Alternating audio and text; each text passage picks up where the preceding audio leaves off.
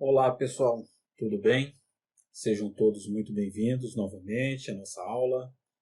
Bem, hoje nós vamos continuar, onde nós paramos na aula passada, né? Veja o vídeo anterior, se você não viu, que está na playlist, onde que nós paramos no conceito de divisibilidade, tá? Então também nós vamos tratar de divisibilidade e vamos avançar um pouco, continuar ainda na antiguidade, no conceito lá da antiguidade, Demócrito, né, onde nós paramos. E depois disso vamos avançar um pouco a respeito de espaço, tempo, né, um primeiro ensaio a respeito desses assuntos, né, que começam lá na antiguidade também, né, com os nossos amigos gregos lá. Bem, tá preparado? Vamos lá então para a nossa aula de hoje.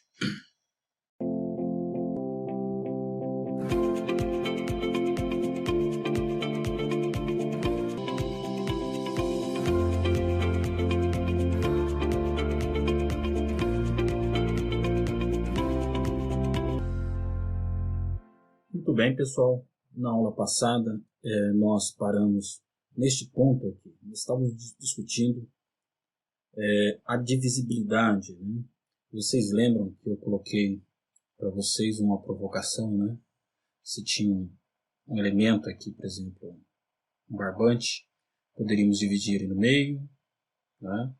Aí esse comprimento dele completo aqui seria L, né, sobre 2, né? Isso daqui é L sobre 2. Né? Podemos dividir ele mais ainda, né? E L sobre 4, né? E assim vai. Existe um limite, né, para essa divisibilidade? Foi essa provocação que eu fiz na aula passada, né? Existe um limite para essa divisibilidade? Então quero que vocês pensem um pouco e vamos discutir o que foi pensado lá atrás a respeito disso. E filosoficamente, de forma racional, qual a conclusão que eles chegaram? Olha só, Demócrito, né? Vamos lá. Demócrito, ele observou, né, que a matéria não pode ser um todo contínuo, porque existe algo contraditório nisso, em tal ideia. Conhecemos, né, a argumentação de Demócrito porque Aristóteles relata. Né? Imagine, diz Demócrito, que a matéria seja divisível ao infinito. Vamos pensar aqui, uma matéria divisível ao infinito. Né? Aqui, infinito. Ou seja, que possa ser quebrada infinitas vezes. Aquela provocação que eu deixei para vocês na aula passada. Imagine então quebrar um pedaço de matéria precisamente ao infinito. Quebrar ao infinito. O que restaria dela? O que restaria dessa matéria? Essa é uma pergunta. Se você quebra ao infinito, o que restaria dela? Poderiam restar algumas partículas com uma dimensão extensa? Essa é uma pergunta. Aí ele responde, o próprio Demócrito responde, não. Porque, se fosse assim, o pedaço de matéria ainda não teria sido quebrado ao infinito. Portanto, deveriam restar apenas pontos sem extensão. Se você divide até o infinito, vai restar um ponto que não tem extensão nenhuma. A definição de ponto. Mas, agora vamos tentar recompor o pedaço de matéria a partir dos pontos. Tá? Recompor a partir dos pontos. Ao juntar dois pontos, se você junta dois pontos sem extensão, não se obtém algo com extensão. Nem tampouco ao juntar 3, 4. Perceberam aqui qual foi a linha de raciocínio, de argumentação que Demócrito chegou à conclusão de que deveria existir átomo. Porque se você não poderia dividir a matéria ao infinito. Porque se você divide ao infinito, você vai chegar num ponto sem extensão. E num ponto sem extensão não se pode construir algo com extensão a partir de uma coisa que não tem extensão. A partir de um ponto, você não vai conseguir construir algo contínuo. Então, isso que é a grande discussão do contínuo. Né? Vamos lá. Por mais pontos que sejam, né, você pode juntar mais pontos, né, isso continua o Demócrito, né, jamais se obtém uma dimensão. Porque os pontos não possuem extensão. Portanto, não podemos pensar que a matéria é constituída de pontos sem extensão. Por quê? Por mais pontos que uníssemos, jamais obteríamos algo com uma dimensão extensa. A única possibilidade, conclui Demócrito, é que todo pedaço de matéria seja constituído por um número finito de pedacinhos, né, distintos, indivisíveis, cada qual com uma dimensão finita. E aqui vem os átomos. Como que ele define os átomos. Então, essa é a ideia, não é, de Demócrito, né, que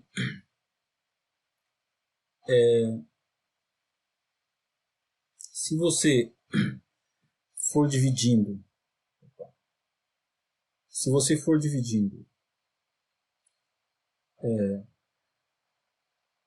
qualquer objeto, você não pode dividir ele infinitas vezes. Caso contrário, você vai chegar em um ponto. Né? O ponto desenhado no papel ele tem dimensão, né? Porque você conseguiu desenhar ele. Mas o ponto mesmo de imaginar, o ponto matemático, um ponto, né, racional, um ponto usando a razão do ponto de vista matemático, ele não tem dimensão. Né? Isso aqui é um ponto, entre aspas, né? Porque ele está desenhado no papel. Né? E ele tem uma dimensão, se você olhar aqui. Né? Mas um ponto em si, se você dividir ao infinito, você chegaria a um ponto com dimensão zero. Você não consegue construir algo com dimensão se a dimensão for zero. Né? Se isso daqui tem dimensão zero, isso aqui tem dimensão zero, você nunca vai conseguir. Você tem que ter, igual esse ponto desenhado aqui, ele tem que ter uma dimensão. Se ele possuindo uma dimensão, nós vamos construindo. A partir dele, podemos unir, colocando mais pontos e construir com muitos pontos algo com dimensão. Né? Mas o ponto ele precisa ter esse ponto com dimensão, né? Seria um átomo. Né? Então eles chegam à conclusão que a divisibilidade ela tem que ter um ponto final, né? Ela tem que ser finita. Você divide até um certo ponto a matéria e a partir dali, daquela divisão, você chega em uma coisa que é fundamental, que é o átomo, que hoje conhecemos. O átomo em si, depois nós vamos chegar na era mais moderna, né, do século XX, até a prova, né, acho que vai ser, do que são os átomos, né, depois a constituição dos próprios átomos também, como que nós vimos. Né. Ah, mas eles não são indivisíveis? Sim, mas eles são constituídos também internamente. Né. E foi o Einstein, né? O Einstein que chegou nesse ponto que deu a prova definitiva. E nós vamos discutir como foi que o Einstein ele conseguiu provar a existência do átomo. Um dos trabalhos dele de 1905, né?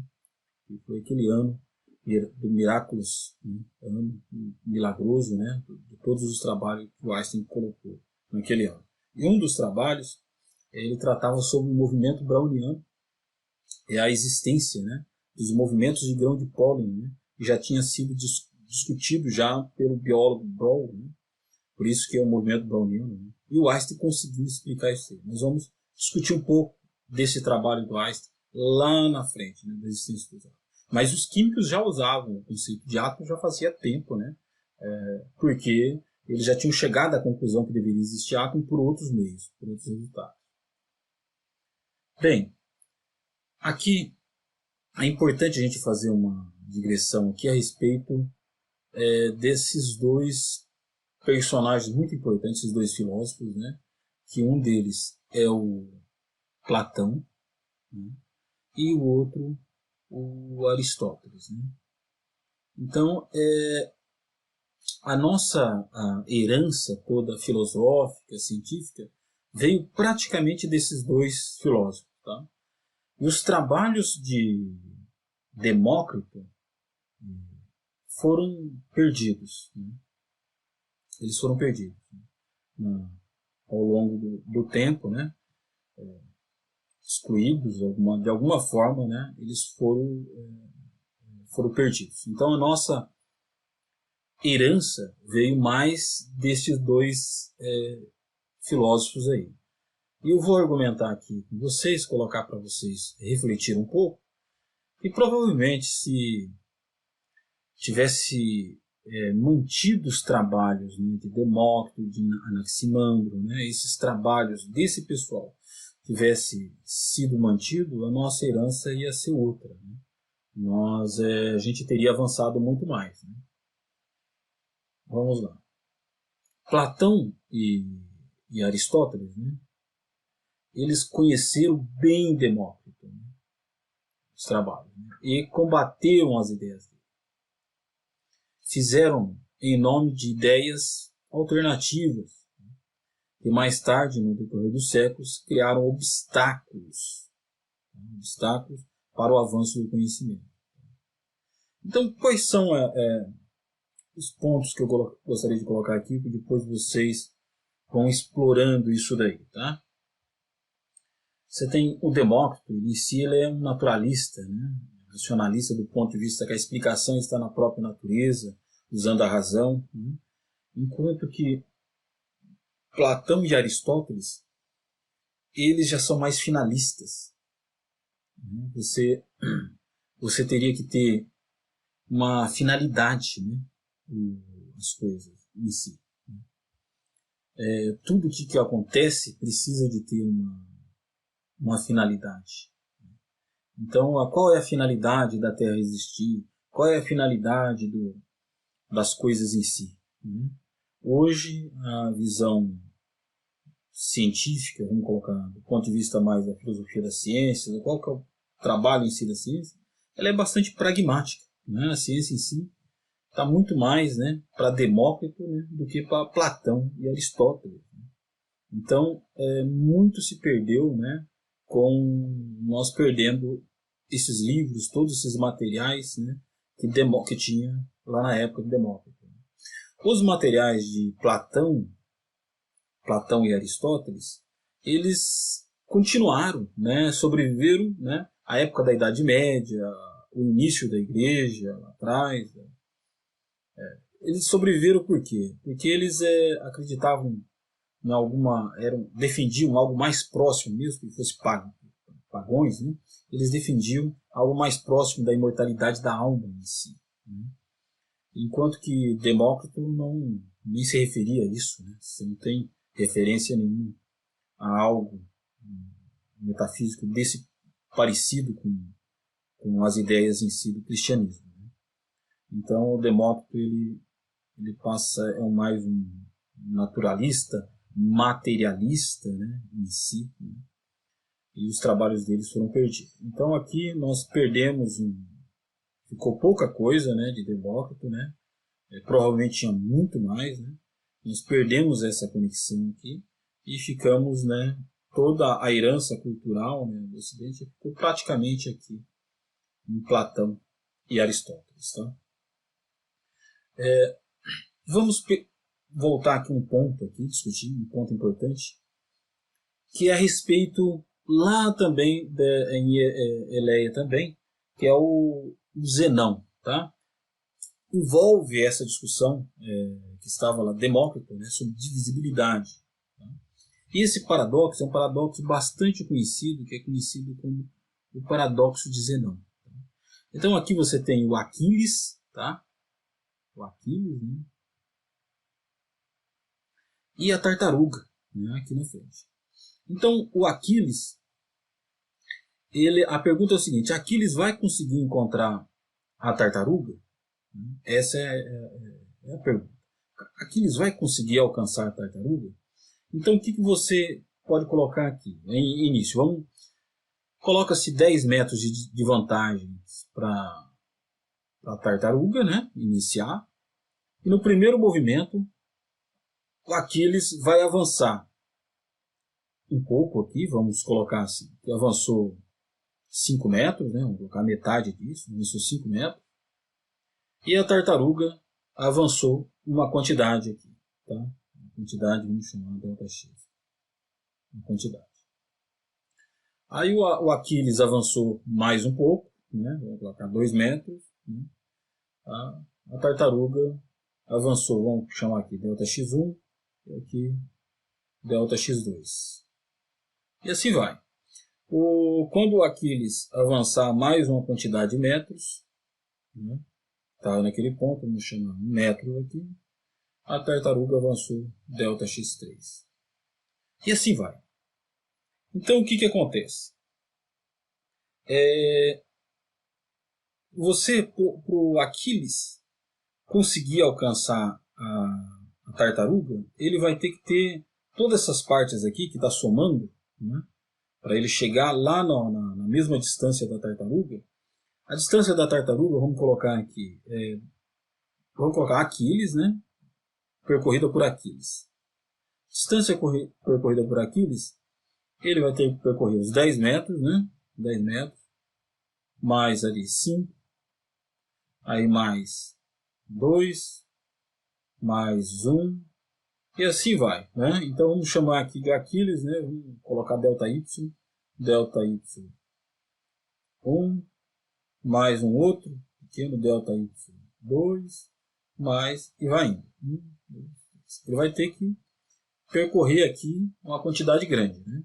Aí vem a tartaruga, né? A tartaruga, ela vai percorrer inicial ΔX1, mais ΔX2, mais ΔX3, e vai.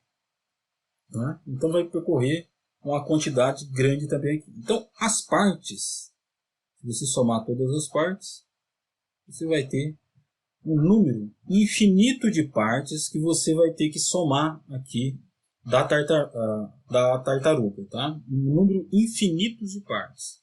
Enquanto que de Aquiles também você vai ter que somar, tá? Um número infinito de partes em si também, tá? Então você vai ter um número infinito de partes também de Aquiles também. Então, se você somar o que está a ideia em si que eles pensaram lá na época. Se você soma um número infinito de partes, aqui, a soma disso daqui, se você somar tudo, o que o Zenão ele diria? O que foi que os gregos lá naquela época eles pensavam? Se você somar um número infinito de partes, você vai ter uma soma infinita. Tá? Então, a tartaruga também, você está somando um número infinito de partes, você também vai ter um número infinito. Né? Então, o Aquiles jamais alcançaria a tartaruga. Tá? Então, o Aquiles ia sempre correr sempre com uma parte menor, outra parte menor, outra parte menor, e nunca alcançaria a tartaruga. Tá? Esse é o paradoxo, tá? Paradoxo. Doxo. É bom lembrar aqui que essa palavra vem doxo. Né? Doxo. Vem do grego de doxa. Doxa, tá? Doxa. Doxa é opinião em grego. Opinião em grego, tá?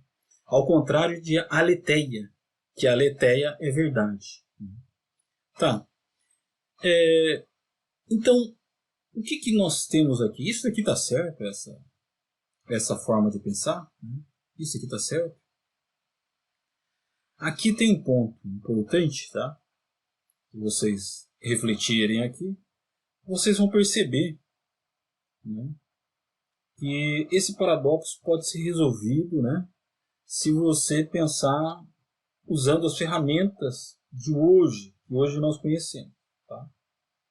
Então, depois eu volto nele, para a gente discutir melhor, e com vocês o que também para saber, né, dar um tempo para vocês pensar um pouco nesse paradoxo. Tá?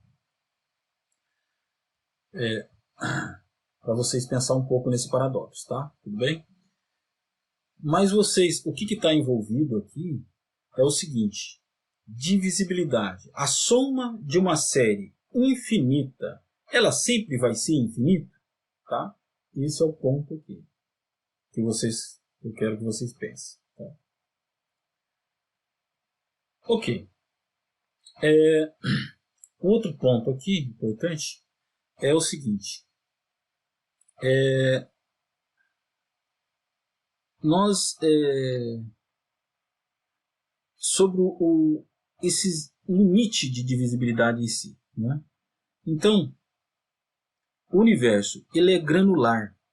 Vamos refletir um pouco mais sobre isso daqui. O universo ele é granular. Tá? Um universo granular é... Aqui, universo granular. O que isso significa? O que isso significa? O universo granular não é contínuo, com pontos infinitamente pequenos. Jamais se conseguiria construir a extensão, como no argumento de Demócrito, relatado por Aristóteles mencionado anteriormente. A extensão de um barbante deve ser formada por um número finito de objetos, né, com um tamanho finito. Né.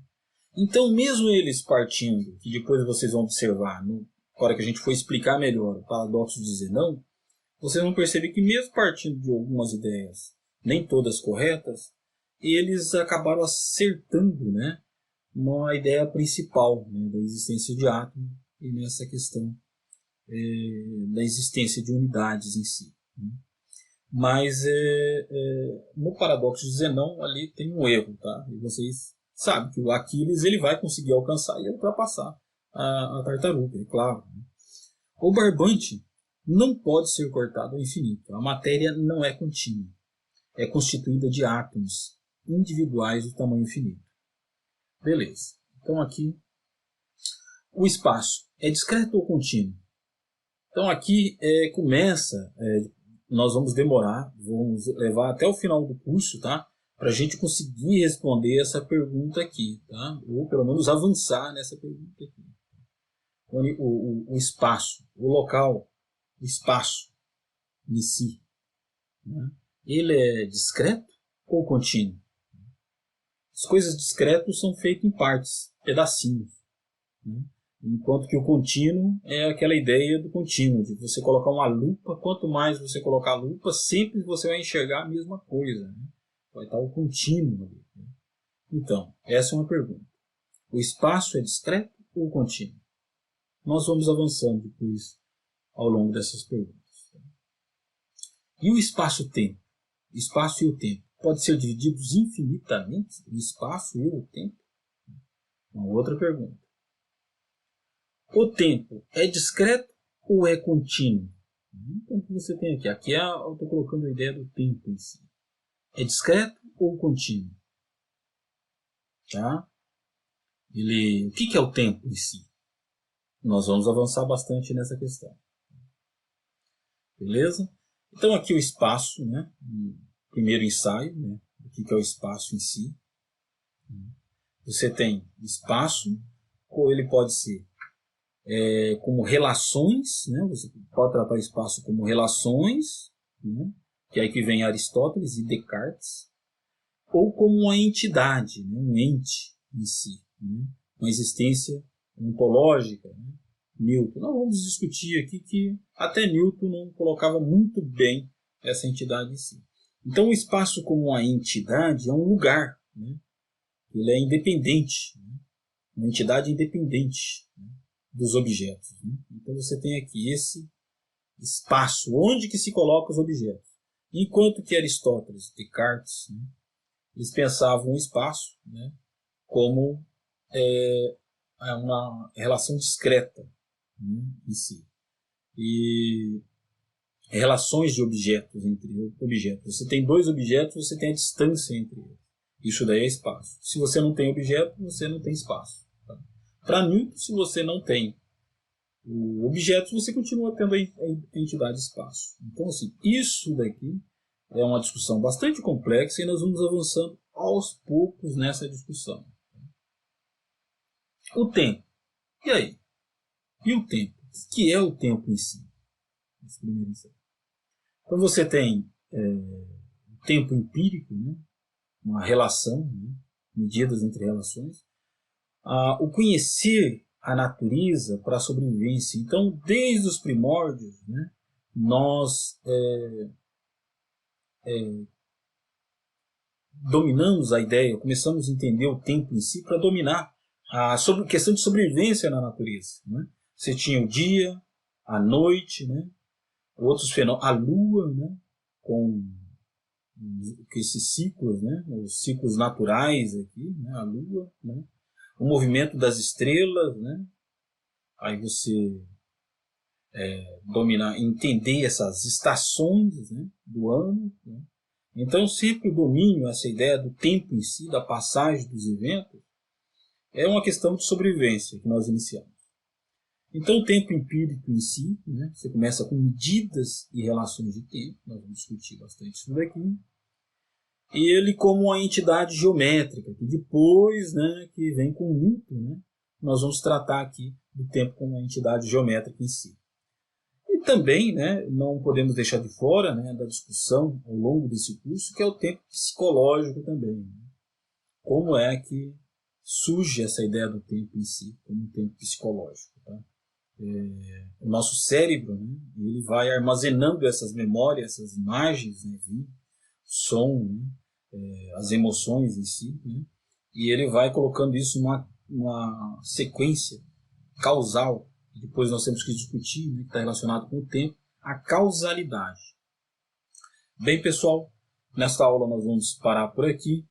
Na próxima aula nós vamos continuar as nossas discussões a respeito do espaço, tempo. Vou voltar um pouco na questão do espaço.